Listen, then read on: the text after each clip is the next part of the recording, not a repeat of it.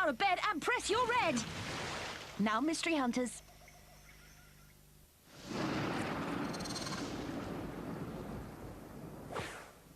There are dead bodies in the mountains where I'm going.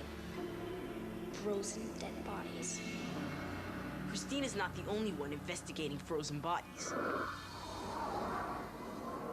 Only in my case, they asked to be frozen. Why would anybody want to do that? So they can come back to life one day. Doubting Dave's checking into a frozen mystery too. And he answers a viewer mystery. Why do people see a white light when they're about to die? This is Mystery Hunters.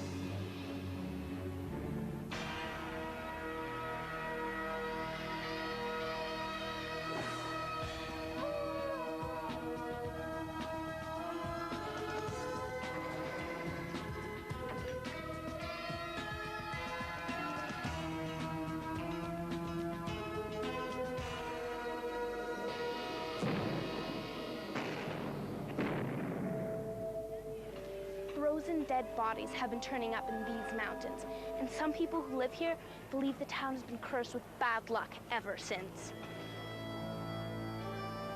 What were the bodies doing up there? Did they freeze to death?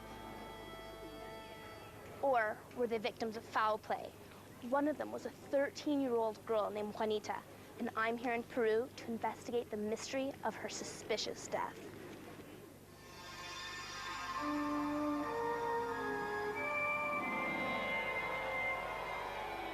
Juanita's body was brought down from the mountain to this place.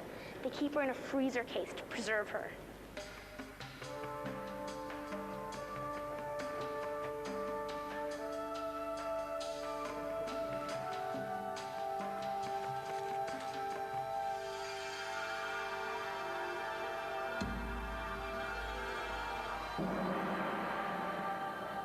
This is Juanita.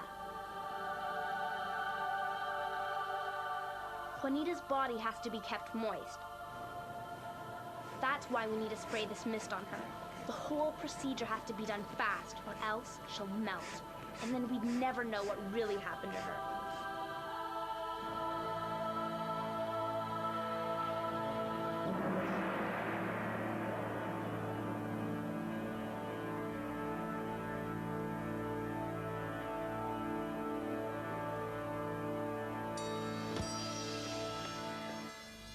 Juanita and the other frozen people stay here, at the Museum of the Catholic University of Santa Maria.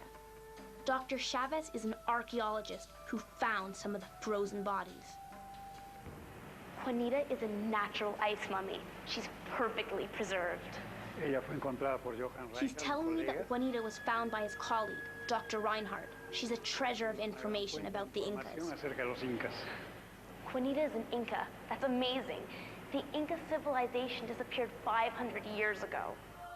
Juanita was found in her tomb with these things. A doll, her clothes. The hole in the center was caused by hot ash from a volcano.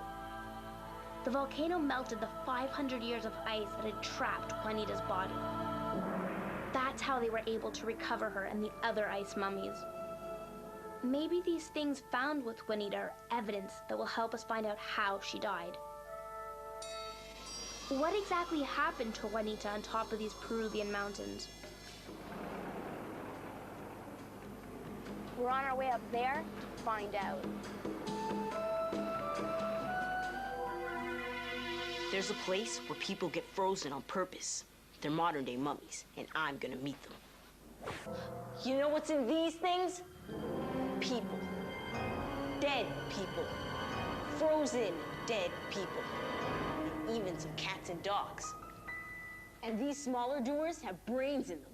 Not only the brains, but the whole head. Want to look inside? Oh, can I look inside? Sure. It's too bad. Did he say yes? Sure. Ready?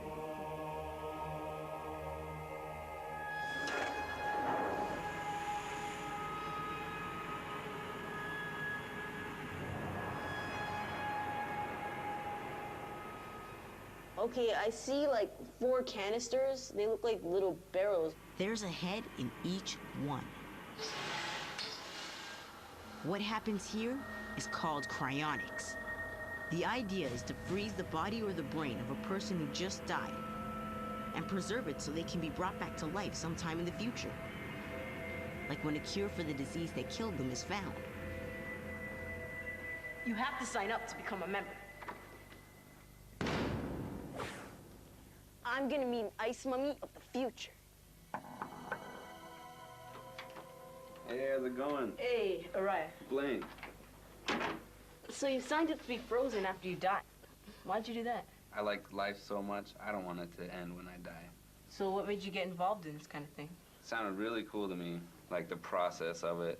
Has it worked for anyone else? Has it been ever tried on a human? And they said no, because they didn't have the technology yet. But it has worked on animals, and there's still animals living right now. And I'm like, wow, that's pretty good evidence. But then what really hit me is when my grandma died, knowing that she's never gonna live another life, never gonna do anything fun.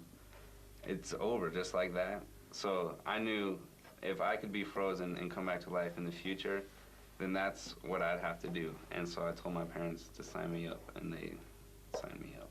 So how does this kind of thing work? Do they just freeze your body or your head? I personally am just doing my head, just to preserve my memories. Just the head? They're gonna grow me a whole new body. Oh, hopefully it'll be pretty much the same. Maybe trim off a couple pounds, add a little muscle. Any way you like it. Cool.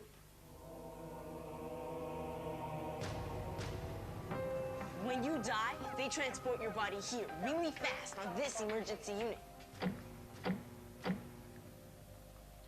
Can you really freeze yourself and come back to life in the future? That's what I'm here to find out.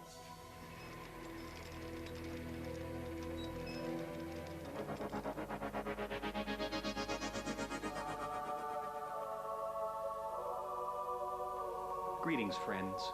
I received a wondrous email today from Nicholas Cruzches Pastorino of Buenos Aires.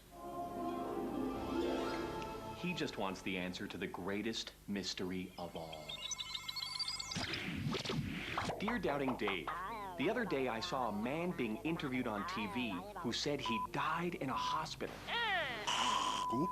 and came back to life again. When he died, he saw a tunnel of white light coming closer and closer. And then the doctors saved him at the last second. Why do people see a light when they're about to die?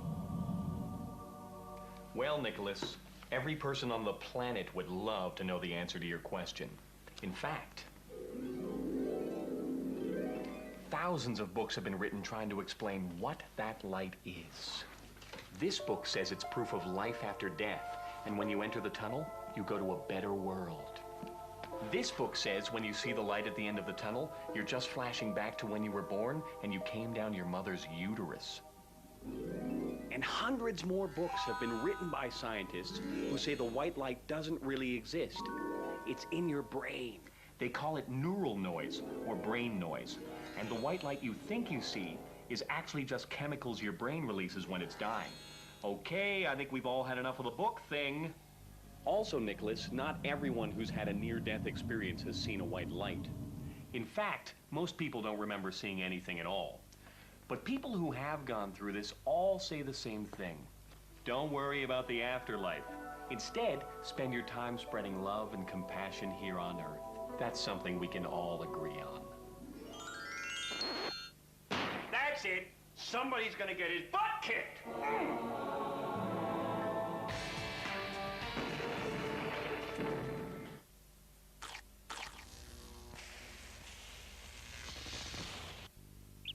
It's time for you to meet the Mole Sisters. It's time to share their adventures. It's time to say hello to their friends.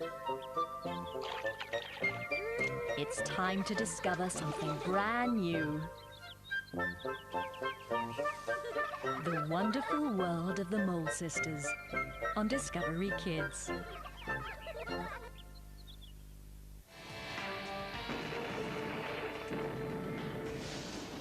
I'm climbing high in these Peruvian mountains to find out what happened here more than 500 years ago to an Inca named Juanita.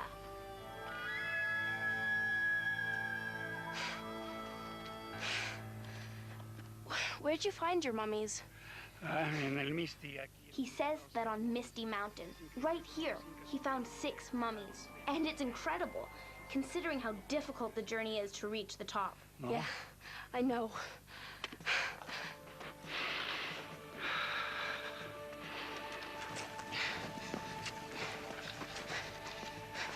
It can take days to reach the summit, and it's hard to breathe up here. So the Incas must have had a really good reason to make it all the way to the top, and they did. The Incas believed the mountains were gods that were responsible for everything that happened, good and bad. When really bad things happened, like an earthquake or a drought that killed the crops, the Incas thought the mountain gods were angry with them. To please the gods, the Incas sacrificed their most valuable treasures, their children. La Capacocha. The ceremony was called Capacocha. Dr. Chavez says it was a great honor to be chosen for Capacocha and a cause for celebration. But is that what happened to Juanita? Was she chosen for the Capacocha and sacrificed to protect the living? Well, after Juanita was brought down from the mountain, some terrible things happened here. Some people even think maybe the town has become cursed. Can you tell me about the accidents that happened in Arequipa after Juanita was brought down from the mountain? Claro que sí. Hemos tenido He says they've had several tragedies here, accidentes aéreos, like plane crashes, especially high up in the mountains. Many people died. And last year, an earthquake hit the city. The cathedral was almost destroyed. He believes taking Juanita down from the mountain angered the gods and provoked the disasters here. provocando muchos desastres.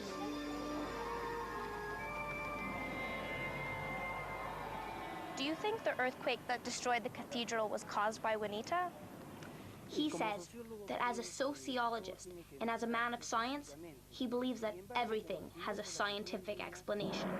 But he says he knows a lot of people here who believe there's a curse, and there are certainly many mysteries regarding the death of the girl.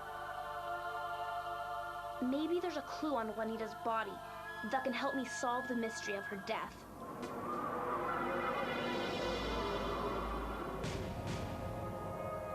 Can you really freeze yourself and come back to life in the future? But this isn't a real body, is it? No, this is a training dummy this time. This is for resuscitation practice.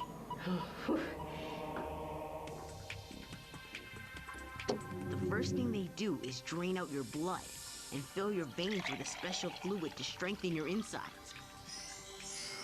Your body goes into a steel coffin, and then they lower the coffin into the liquid nitrogen. This is liquid nitrogen, the stuff they use to freeze their bodies. Well, something as soft as this rose petal, put your glove on there. So the liquid nitrogen makes it hard. Mm-hmm. Like a glass, a very fine glass.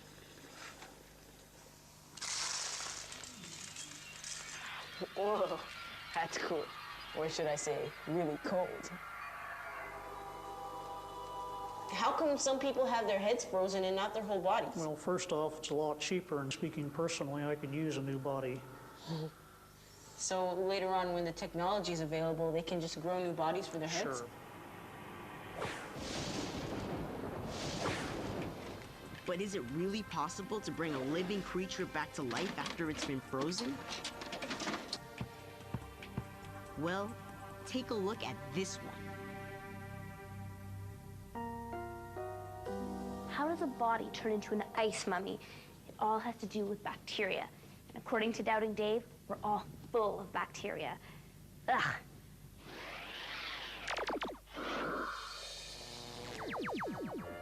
Oh, hi. You're probably wondering what I'm doing here. Actually, I'm a human buffet. And so are you. Right now, you're covered in millions of bacteria, and they're feeding on you. Bacteria are like little tiny bugs you can only see with a microscope. Oh, sorry. He was changing. But even though you can't see the bacteria, there is a way to prove that they're there. Just pour a packet of unflavored gelatin into 2 cups of hot water and stir it until it dissolves. Now, pour a little gelatin into 2 small, clean jars. Make sure you have some left over. Here comes the fun part. Dip 2 pieces of string in the leftover gelatin, then bring them out and drag them around your toes. Shh, I'm going bacteria hunting. Now, put 1 string in each jar. Take 1 jar of foot juice and put it in a nice warm place. Put the other one in your freezer. Now get a load of this. The bacteria in the warm jar is going to eat the gelatin and multiply. Then they reproduce, and so on, and so on, and so on, and so on. But the bacteria in the cold jar isn't going to do anything, because when bacteria gets cold, it goes to sleep. That's why we find ice mummies. The bacteria that would normally eat this body right down to the skeleton has fallen asleep. But as soon as the mummy defrosts, the bacteria will wake up and get to work. A few weeks later, check out your warm jar of foot juice. Look, there should be so much bacteria in there, you can actually see them. You really see them in action under a microscope. Now, check out your cold jar of foot juice. Shh, they're sleeping. Just remember, most bacteria is completely harmless to humans, so don't freak out just because they're all over you. In fact, some are even helping you by keeping the bad bacteria away, like little tiny microscopic watchdogs. You see? You had pets you didn't even know about.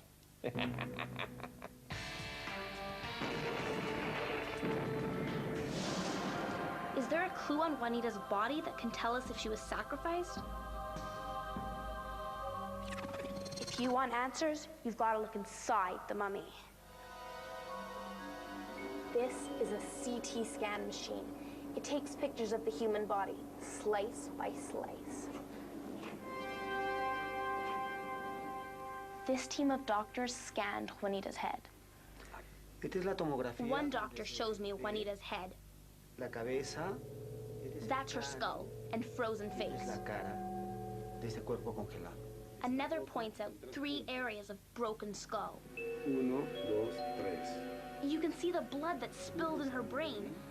It stayed there because her body froze right after she died. So someone hit Juanita over the head and that's what's killed her? Sí.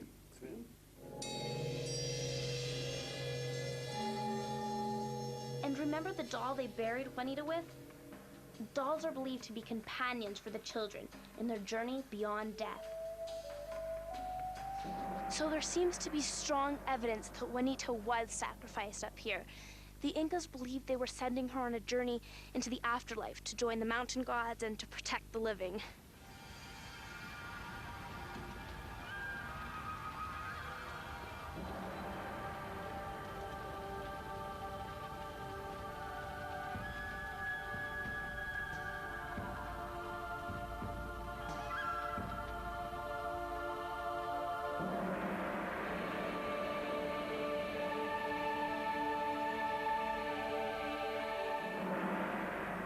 I'm sure glad that doesn't happen today. I think I'm gonna go down now. Bye.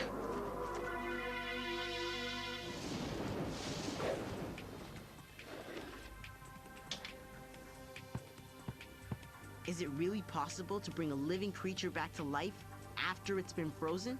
The answer is yes, for some creatures. This is a wood frog, frozen solid. It's so cold where it lives that its body water turns into ice and it freezes. Now watch it come back to life. It's because its liver manufactures glycerol, also known as antifreeze. Okay, so you can have yourself frozen, or you can have just your brain frozen. But can you really be brought back to life? Ah, no. This is gonna taste awful. Why? Freezer burn. If water gets trapped in meat when it freezes, it damages the cells. But that's just a steak. What about a brain? It may be just a steak to you. It's supper to me. What about a brain? Oh, yeah. This is your brain. This is your brain on liquid nitrogen. Yeah.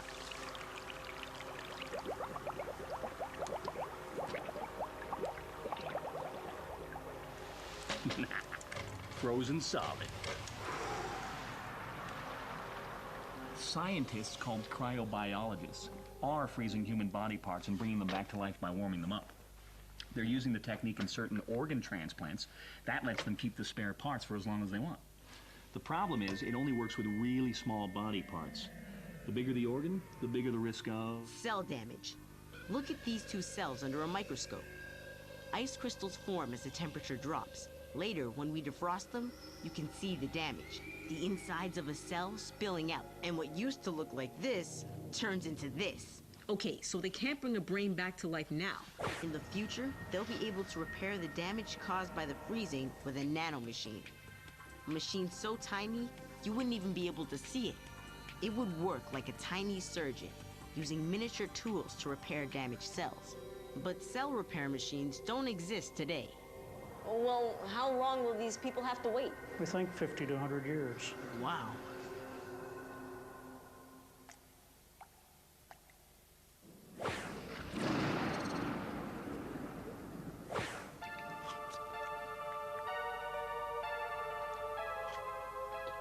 Want one? I don't think so. I've seen a lot of weird things coming out of freezers today.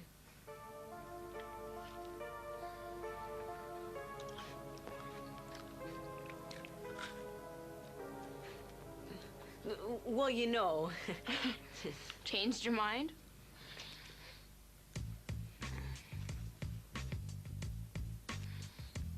Hey, things aren't always what they seem.